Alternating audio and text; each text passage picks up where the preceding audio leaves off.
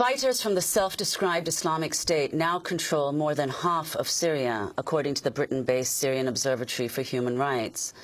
The announcement was made after the Islamic State seized control of both the ancient and modern cities of Palmyra in central Syria. Palmyra is home to some of the world's most renowned historic sites, including the Temple of Baal, an ancient theatre, and a 2,000-year-old colonnade. The fall of Palmyra comes just days after fighters from the Islamic State seized control of the Iraqi city of Ramadi, 70 miles west of Baghdad. The Islamic State attacked the city by sending in a wave of 30 suicide car bombs. 10 of the vehicles were packed with enough bomb-making materials to carry out explosions the size of the blast of the 1995 Oklahoma City bombing. Iranian-backed Shiite militias are now staging a counter-offensive to retake Ramadi. The United States has begun carrying out aerial bombings to support the effort. Former State Department official Ramzi Mardini told the Military Times, quote, "The U.S. has effectively changed its position, coming to the realization that Shiite militias are a necessary evil in the fight against ISIS." The United States has also expedited shipment of 1,000 additional AT-4 anti-tank weapons for Iraqi forces. Joining us now is Charles Glass, former ABC News chief Middle East correspondent. His latest book is titled Syria Burning, ISIS and the Death of the Arab Spring.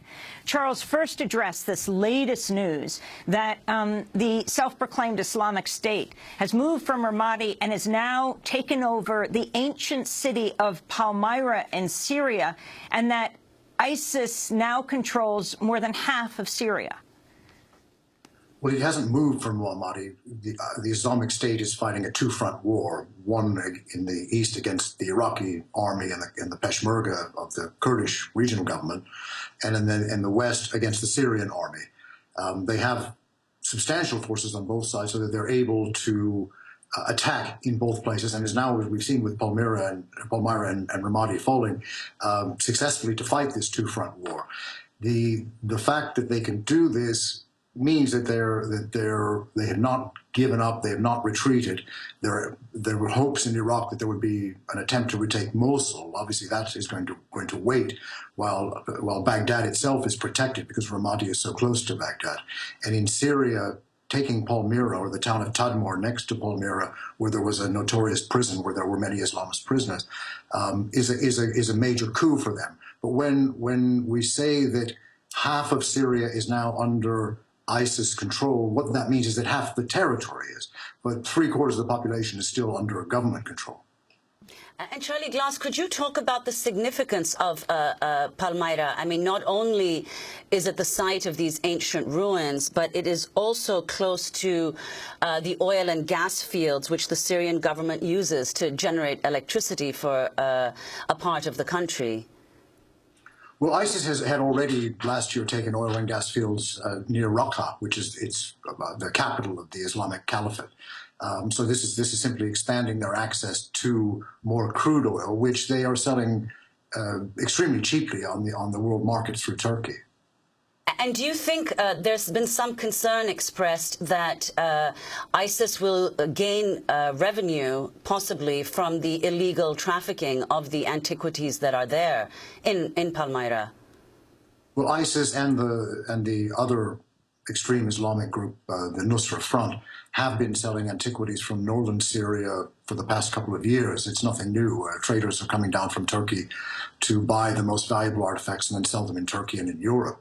This will simply increase the plunder. So what they don't sell, they will destroy, saying that they're destroying idols, and they particularly would like to destroy pre-Islamic Roman structures that are in Palmyra. Palmyra is in the middle of the desert. It's not really easily accessible from anywhere, but it is a most beautiful ancient city, which, if they behave the way they behaved in ancient cities in Iraq, it won't be there anymore. The Syrian antiquities chief said hundreds of statues had been moved from the historic ancient city of Palmyra to locations safe from Islamic State militants who managed to take control of areas today. He called on the international community to help protect the ancient site. It is an international battle. If IS succeeds, it will not be a victory against only the Syrian people, but one against America, China, France, Britain, and Russia, and all the permanent members in the Security Council, as well as the international community. They must at least prevent the advance of any reinforcement to the groups that have already crept into the city. The city is called Palmyra or Palmyra by some. But talk about what this means even beyond Palmyra in Syria. You wrote a book on this, Charles Glass, that's just been published, Syria Burning, ISIS and the Death of the Arab Spring. The military conflict between the Syrian government and its Islamist opponents, this is part of the seesaw that's been going on since the war began. The regime makes gains in certain areas and the Islamists retreat, then the Islamists make gains. And this is a measure of the inability of either side to defeat the other. So the fall of Palmyra militarily doesn't mean very much. From there aren't many places to strike out. However, psychologically, it means a lot because it's an important part of Syrian and human civilization. But militarily, the struggle will go on. This war could go on for years as each side takes and loses territory, conquers and loses control of populations, and particularly with the Islamists, drives populations out of their homes. And what do you say, Charlie Glass, to the fact that the antiquities chief also asked for more international help to help protect Palmyra? Do you feel that there should be a more robust international military intervention now to prevent the self-proclaimed Islamic State's military successes? I'm not sure what the antiquities chief in Syria meant when he said that there should be intervention, if he means military intervention or if he means UNESCO should act to rescue the things that can be moved and taken to a safe place in safer parts of Syria or outside Syria until the war is over. I'm not sure. It would be, I think, very demoralizing for Syrian people to see an international military intervention to protect ruins, but not to protect the 50,000 people who live around those ruins in the city of Tadmor. It'd be a way of saying to the Syrian people, your lives are not important, but these stones are. And that would probably reinforce the Islamic Front's propaganda that the world doesn't really care about you, but we do. So, Charles Glass, talk about what is happening now in Syria. What is happening with Assad, who is still the ruler? What are the different alliances that are forming? And then the role of the West, like the United States.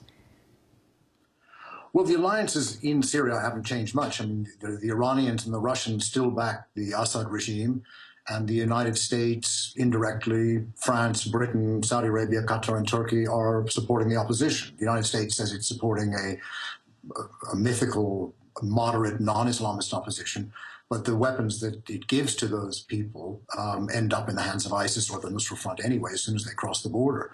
The balance of forces in that sense have not changed for the last 2 years.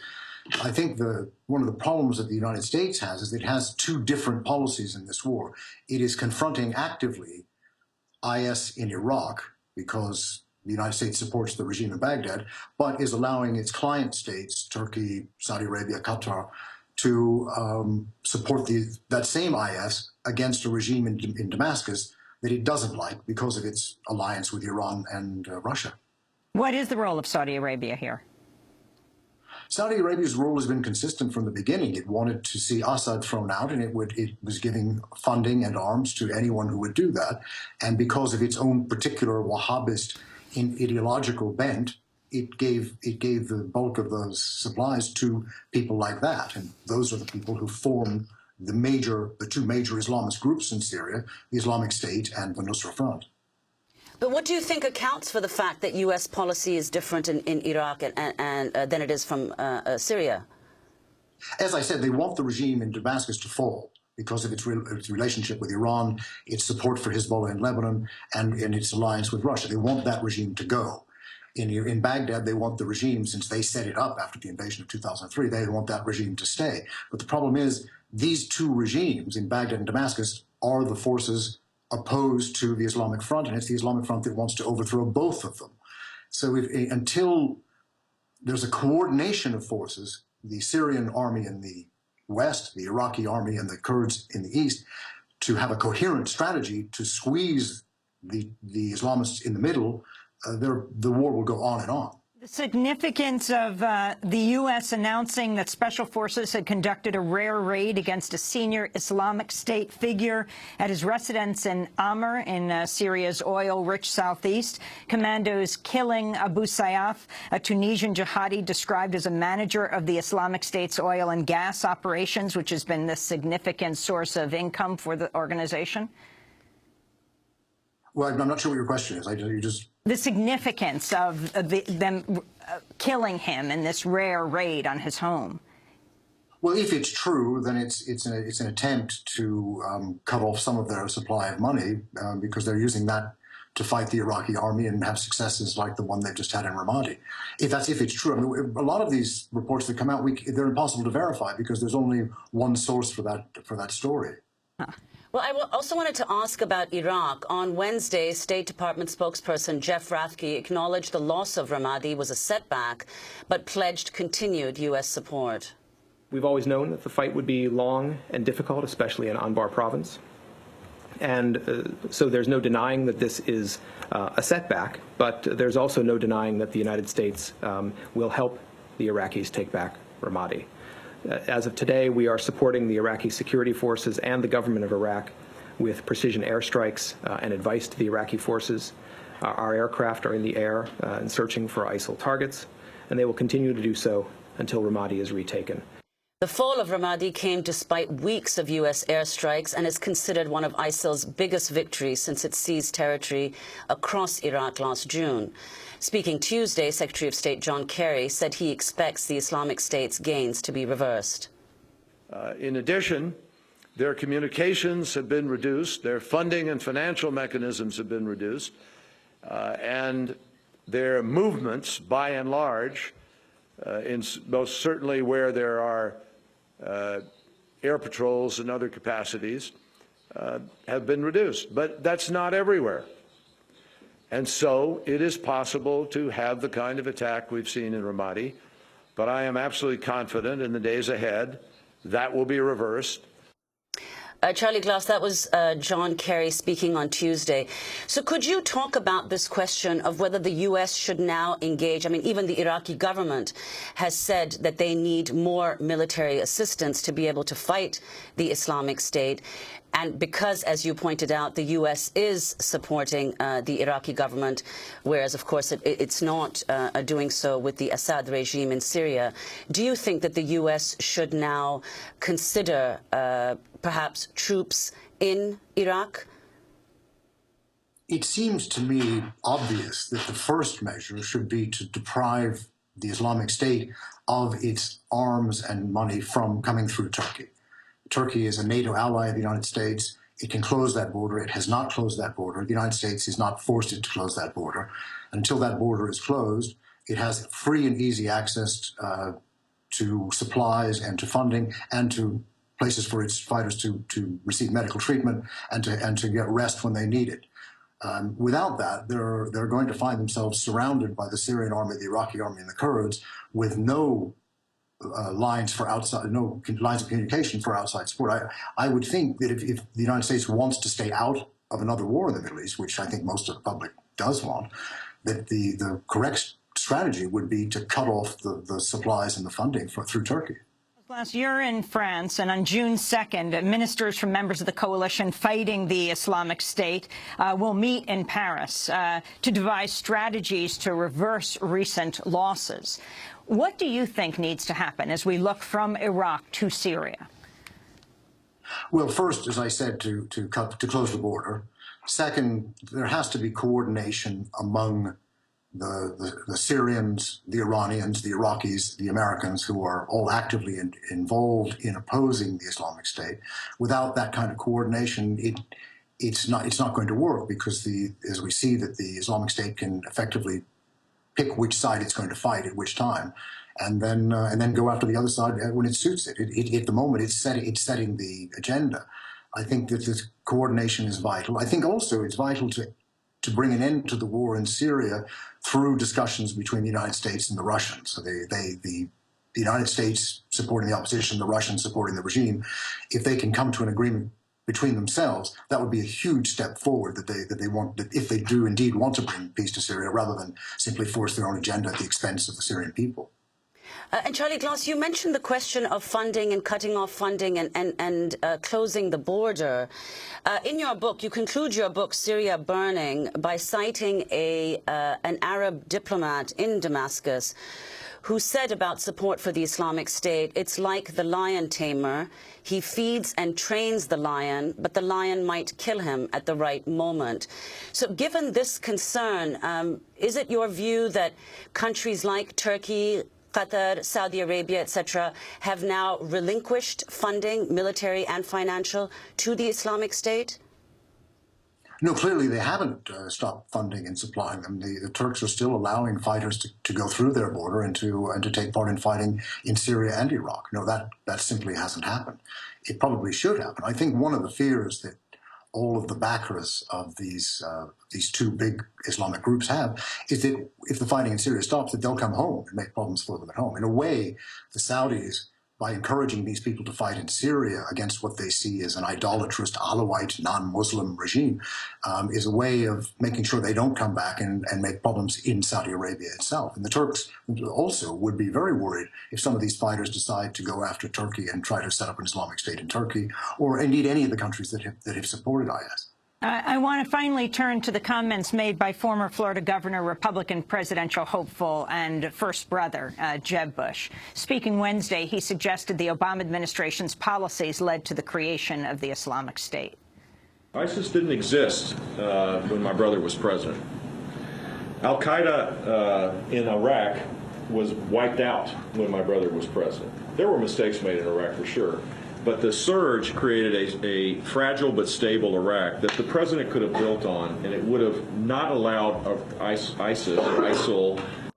Charles Glass, your final comment to Jeb Bush. Well, he is right that President Obama did allow the Islamic Front to be created during his term of office, but he's also minimizing the role that Al-Qaeda in Iraq played in being the nucleus of IS and of the Nusra Front both. While they did go underground during the surge, they didn't disappear. And they did, by the way, they did not exist before the American invasion under Bush's brother took place in 2003. They didn't exist at all. They are a function of that invasion. Charles Glass, I want to thank you for being with us, former ABC News chief Middle East correspondent. His latest book is titled Syria Burning, ISIS and the Death of the Arab Spring. This is Democracy Now! When we come back, crime spree on Wall Street. But who goes to jail? Stay with us.